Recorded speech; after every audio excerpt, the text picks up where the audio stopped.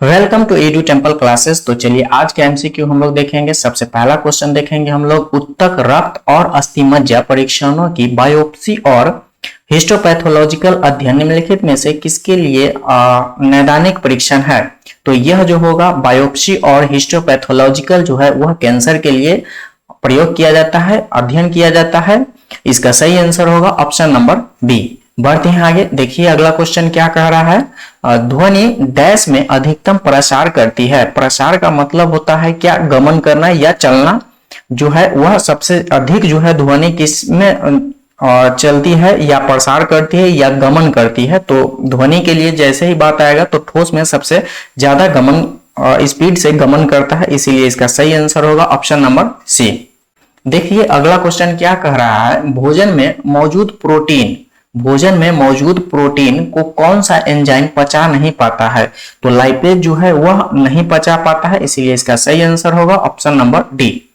देखिए अगला क्वेश्चन क्या कह रहा है, निम्न में से कौन सा उपकरण उच्च ताप को मापने के लिए प्रयोग किया जाता है।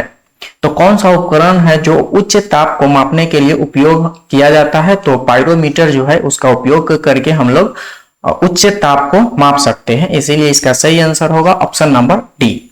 बढ़ते हैं आगे, अगला क्वेश्चन हम लोग देखेंगे, निम्नलिखित में से कौन सा ब्लू बेबी सिंड्रोम का एक कारण है। ब्लू बेबी सिंड्रोम जो है वह नाइट्रेट के कारण होता है, इसका सही आंसर होगा ऑप्शन नंबर ए।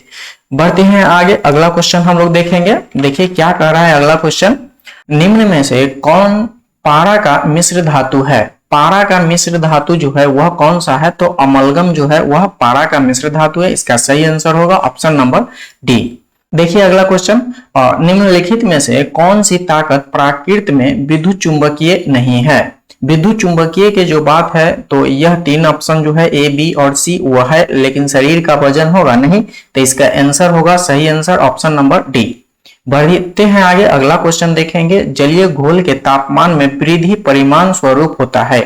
जलीय घोल में जो होता है वृद्धि जो होता है वह परिमाण स्वरूप होता है, तो किसके कारण बढ़ता है। तो मोलारता में कमी के कारण बढ़ जाता है, इसका सही आंसर होगा ऑप्शन नंबर सी।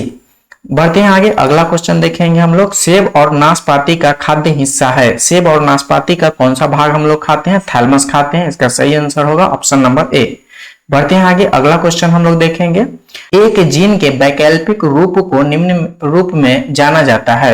किस रूप में जाना जाता है एक जीन को जो है वह एलएल के रूप में जाना जाता है, इसका सही आंसर होगा ऑप्शन नंबर सी। देखिए अगला क्वेश्चन, आदर्श गैस व्यवहार से अधिकतम विचलन डैश गैस से अपेक्षित है।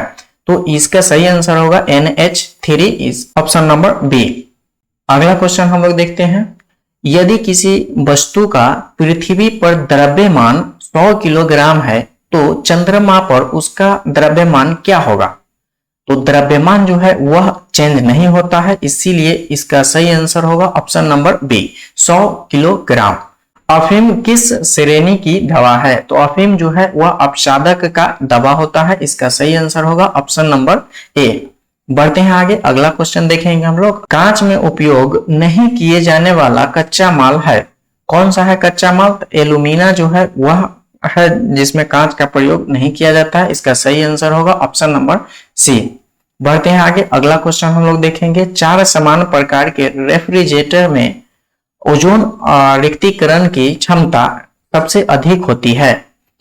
तो ये जो है CFC जो है यानी क्लोरोफ्लोरोकार्बन जो है वह ओजोन परत में रिक्तीकरण की अधिक क्षमता रखता है, इसीलिए इसका सही आंसर होगा ऑप्शन नंबर ए।